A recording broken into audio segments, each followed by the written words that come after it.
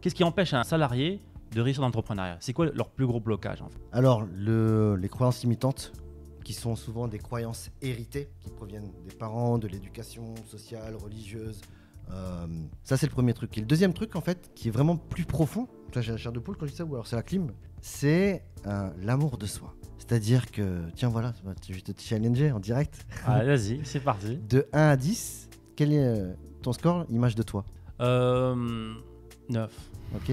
De 1 à 10, quel est le score que tu as en confiance en toi? Confiance, 10. Ok. Et de 1 à 10, à quel point tu t'aimes? 10. Ok, voilà. Et aujourd'hui, tu fais combien? Je fais combien? Ouais. Plusieurs millions, voilà. Enfin libre, je suis enfin libre. Donc en fait, ce que j'ai trouvé, ce que j'ai découvert, ce qu'on m'a appris aussi, hein, Voilà. moi aussi je me suis fait coacher et c'est mon coach Roger quand il m'a fait ce test là, quand il m'a posé ces 3 questions, moi je l'ai littéralement fondu en larmes quoi. Ce qui m'a appris en fait, c'est que tous les entrepreneurs qui ont vraiment beaucoup de succès s'aiment 10 sur 10. Et moi j'ai pu le voir par rapport à tous les entrepreneurs que je coach, que vraiment tes revenus sont corrélés à l'amour que tu as de toi. Je vais te donner un exemple, donc je vais donner des chiffres ronds, et ça c'est un pattern que j'ai pu voir, que j'ai pu constater plusieurs fois. C'est-à-dire que là ce que je vais dire, c'est pas des suppositions, c'est pas des hypothèses, c'est data driven. Data, ouais. Donc j'ai un client, ok, de 1 à 10 à combien tu t'aimes? Il me dit 6 sur 10. Je lui dis ok, et si tu t'aimais 10 sur 10, combien tu gagnerais? Il me dit 10 000. Et je lui dis et là combien tu gagnes? 6 000. T'as trouvé la formule, hein? Et tu vois, ces patterns, je le vois tout le temps. Maintenant, toujours par rapport à l'éducation qu'on a reçue, beaucoup vont croire que c'est arrogant de s'aimer 10 sur 10. Parce que beaucoup de choses, voilà. Et en réalité, s'aimer 10 sur 10, le truc qui est vraiment cool, c'est que c'est immédiat et ça dépend que de toi. C'est ça. C'est-à-dire que tant que tu vas t'aimer en fonction du regard du monde extérieur, bah le monde extérieur, il est méchant, il est jaloux, il veut pas que tu aies mieux que lui. C'est ça, et c'est indépendant de toi en fait. Tu n'as pas le contrôle sur le monde extérieur, sur tes collègues, sur l'environnement où tu es né, etc. T'as pas de contrôle. Alors que si tu décides de t'aimer 10 sur 10, bah voilà, c'est immédiat et ça part maintenant. Et dès lors que tu adoptes cette posture, tout devient plus simple, hein, franchement, parce que tu prends les meilleures décisions pour toi. Je vais donner un exemple, tu vois, moi si tu me poses la question combien je m'aime, je vais te dire 10 ou je vais penser 9,5. La vérité, c'est que moi, je le pense pas le 10, mais à chaque fois, ou du moins au maximum, dans toutes mes décisions, j'essaie de me poser la question, que ferait le Rudy qui s'aime 10 sur 10? Et j'essaie au maximum d'adopter cette posture, de prendre ces décisions. Donc, si nos croyances définissent nos actions, et que nos actions définissent nos résultats, et que les actions et les résultats que j'obtiens sont ceux d'un 10 sur 10, est-ce qu'au final, ce serait pas ça, c'est mes 10 sur 10? Exactement. Je vais te donner un exemple. Un jour, j'avais rendez-vous chez le dentiste pour faire extraire une dent, et j'ai peur du dentiste et tout. Puis j'étais en train de me faire un café, et puis j'avais le téléphone dans la main, et en train d'appeler mon dentiste, et je préparais le bobard en fait pour lui dire ouais, je peux pas venir. Et finalement, j'arrive chez le dentiste et je lui pose, je lui explique, je lui dis, tu sais que j'ai failli te planter et tout. J'avais déjà prévu mon mytho, je me suis pas levé, j'ai travaillé tard et tout. Puis je me suis posé la question, et le Rudy 10 sur 10, qu'est-ce qu'il fait? Et là, le dentiste, il me regarde, il me dit, bah visiblement, le Rudy 10 sur 10, il arrive en avance. Ouais, c'est beau, c'est beau. Et t'es arrivé en avance. Et je suis arrivé en avance. Ouais, c'est excellent, c'est super. Et ouais, ça peut être pas facile, mais aussi, voilà, alors je dis 10 sur 10, mais c'était aussi un travail sur moi-même, pareil, de coaching, de mentoring, de découverte, parce que, ouais, je sais que beaucoup de gens attendent d'avoir un certain succès, d'attendre d'avoir une certaine, je sais pas, une voiture, la maison pour s'aimer, tu vois, pour s'autoriser à s'aimer. Or, c'est le contraire, en fait. C'est le contraire, exactement.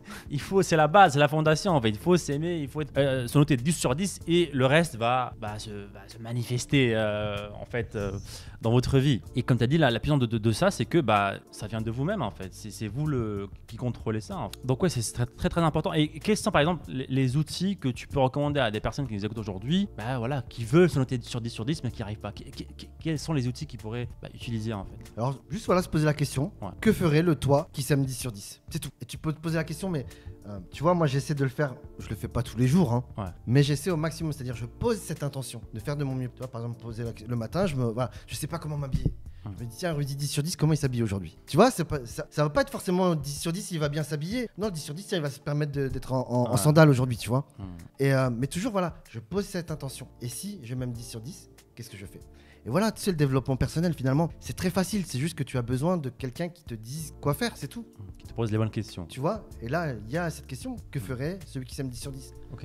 Alors, moi, j'essaie de le faire presque tous les matins. Alors, je sais pas si tu fais de la méditation, ouais, j'utilise Calm. très assidûment. Ouais. Ok. Franchement, je suis tombé amoureux ces derniers mois de la méditation et justement, ça me permet en fait d'enchaîner avec ma méditation du matin, d'enchaîner directement sur cette question-là. Que va faire le SAT 10 sur toute la journée en fait, avec voilà plein d'intentions sur la journée. Et je sais aussi, et c'est des fois compliqué, le soir avant de dormir, de refaire une petite méditation, de faire un petit récap de la journée. Qu'est-ce qui s'est passé et qu'est-ce qu'il va faire demain aussi. Qu'est-ce qu'il va essayer de corriger des comportements, des sentiments qu'il a eu pendant la journée. Qu'est-ce qu'il va corriger la journée d'après. Et je trouve que ces deux actions-là, au début de la journée et à la fin de la journée, m'ont vraiment aidé dans ce parcours-là, dans cette aventure-là. Donc franchement, la méditation, je recommande à 100%. Donc moi, j'utilise Headspace. Je sais pas si tu connais Headspace, ouais. C'est plus anglais. Donc ouais, c'est vraiment très très important, les amis, de se poser ce genre de questions-là. Non seulement, en fait, la vie est beaucoup plus facile parce que je connais beaucoup d'entrepreneurs. En fait, il y en a qui réussissent, mais c'est genre avec de la willpower, tu vois. Ils serrent les dents et toute leur vie, c'est le serre les dents et c'est dur. Rigueur, discipline. Exactement. L'armée.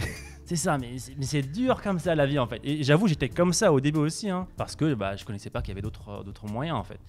Et là, quand tu découvres ce nouveau chemin, la vie est beaucoup plus agréable, l'aventure entrepreneuriale est beaucoup plus agréable que l'ancienne façon. Tu sais, ça pour moi, c'est encore c'est relié à ce que je t'expliquais juste avant avec l'amour de soi. C'est-à-dire, tu vois, par exemple, avant quand j'allais à la gym, donc ça se voit pas, vous foutez pas de ma gueule, je vais à la gym 2 fois par semaine. Au début, j'y allais avec la rigueur et la discipline, tu vois. Ah, vas-y, c'est ce que font les entrepreneurs et tout. Ouais. Et jusqu'au jour où j'ai shifté et j'ai compris en fait que ça me faisait du bien. Et maintenant, tu vois, quand je vais à la gym, c'est plus en mode rigueur et discipline, warrior et tout. Ah, je vais tout casser. Non, j'y vais pour me faire plaisir, pour me faire du bien, par générosité pour le petit garçon à l'intérieur. Ouais.